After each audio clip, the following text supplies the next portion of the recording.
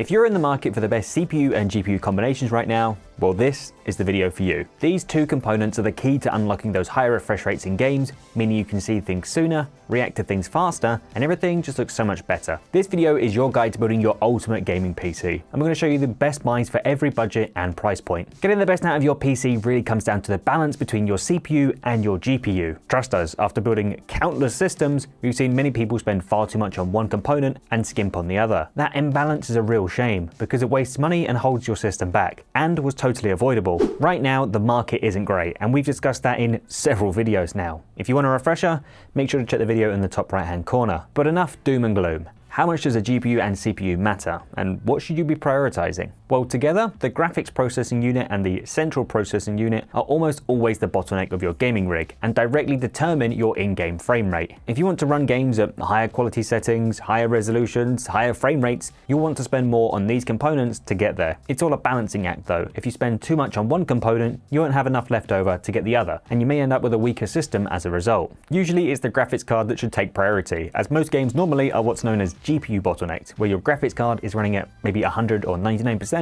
and swapping this out to something faster would yield you a higher frame rate. However, games are increasingly CPU dependent, and in some cases, CPU limitations can make the processor the bottleneck. While eliminating bottlenecks entirely is impossible by nature, selecting components with similar capabilities will maximize your frame rate and give you the best value for your money. In graphically intensive games, the performance gap between each CPU tends to shrink. As you increase the resolution of graphical settings, the workload shifts heavily to the graphics card, making the GPU the primary bottleneck. If a CPU caps out at, say, 150 FPS at 1080p, increasing the resolution to 4K will never allow it to go any higher.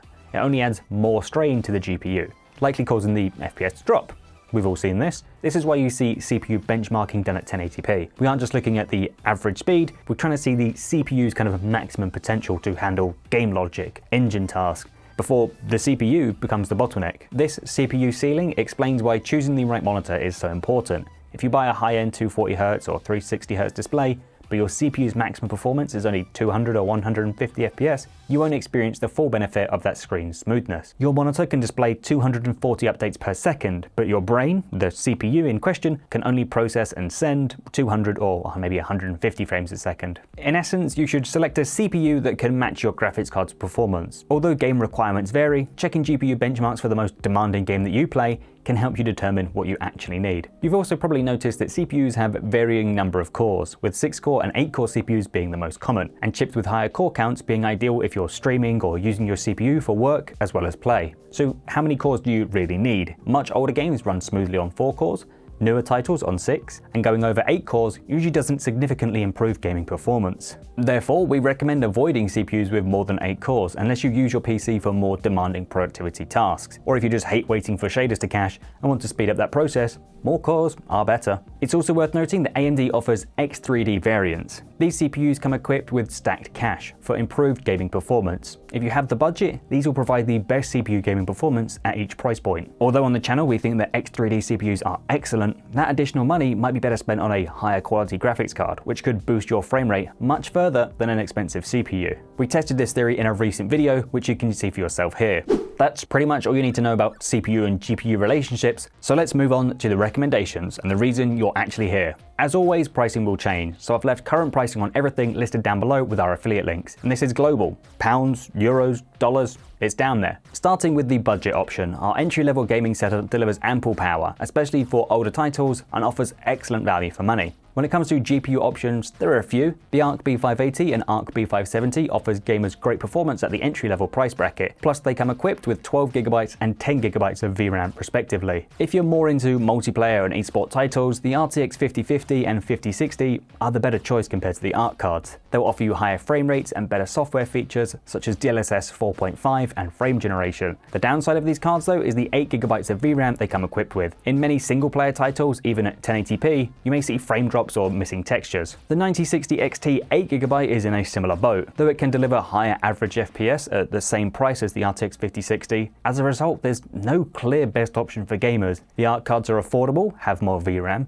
but they kind of lack enough power and performance in titles where that doesn't really matter, whereas the AMD and Nvidia cards are more powerful, but then constrained by their 8GB of VRAM. Budget CPUs, on the other hand, are easier to work with. and there are many solid options for gamers right now. If you're looking to save some money, we also have brand new testing data for DDR4 systems. However, it's worth considering this is only worth it if DDR4 is cheap. And right now, unfortunately, it's anything but. In our eyes, the Ryzen 5 CPUs in both the 7000 and 9000 series are the best overall picks. There are multiple X and non-X variants, starting as cheap as £140 or dollars for the 7500F, and creeping up to about £180 or dollars for the 9600X. Any of these CPUs, when paired with any of the previously mentioned GPUs, will give you a fantastic gaming experience, though opting for the newer 9000 series will give you the best performance, and as of right now, they're only about £15 or dollars more than the older chips. So it's kind of a no-brainer if you've got that little bit extra budget. So maybe start with a 9600X, but step it back to a 7500F or a 7600 if that's the difference between you affording a better GPU or not. I do want to give a quick shout out to the Intel Ultrawide 245K. It's insanely cheap right now, just £150 in the UK. It now delivers gaming performance comparable to Ryzen 5 CPUs, but be warned, it has no real upgrade path. The socket is likely a dead end. At least if you get a Ryzen 7600 and want to upgrade to a 9850 X3D in the future, you can. Upgrading to the Ultra 9 will cost significantly more, and you wouldn't get that much extra gaming performance.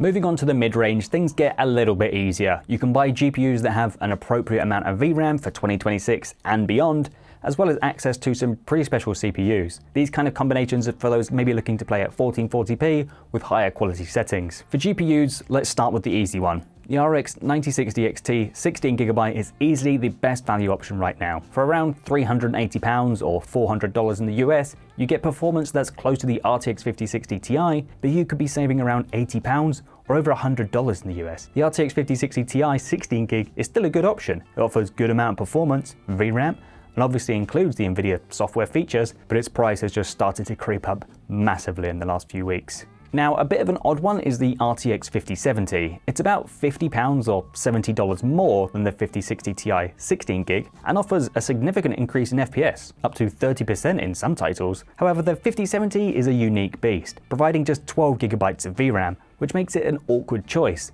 Its VRAM limits its ability to handle higher resolutions or textures and restricts its ability to use ray tracing in many titles. I suppose it would be the ultimate multiplayer card for £500, but that feels a little bit limiting, especially since in AAA games like Indiana Jones, you'd get a more playable experience at higher settings with cheaper GPUs that have 16GB of VRAM. When it comes to CPUs, the situation is somewhat more precise. Although all the previously mentioned CPUs will likely work well with these higher-end GPUs, if your budget allows, upgrading may be beneficial, and it's not often at that much extra cost. 8-core Ryzen 7 options are now appropriate, with the same logic applied as before. The fastest is the 9700X, but only marginally faster than the cheaper Ryzen 7 7700X. If your PC will be used primarily for work rather than gaming, consider the Ultra 7 265K and the Ryzen 9 7900. These CPUs may be more expensive and might not boost your FPS, but they remain excellent gaming options and are aimed at users for whom gaming is secondary to work. A unique option priced at the same price as these cheaper 8-core chips is the Ryzen 5 7500 X3D or the 7600 X3D, depending on your location. These CPUs offer some food for thought.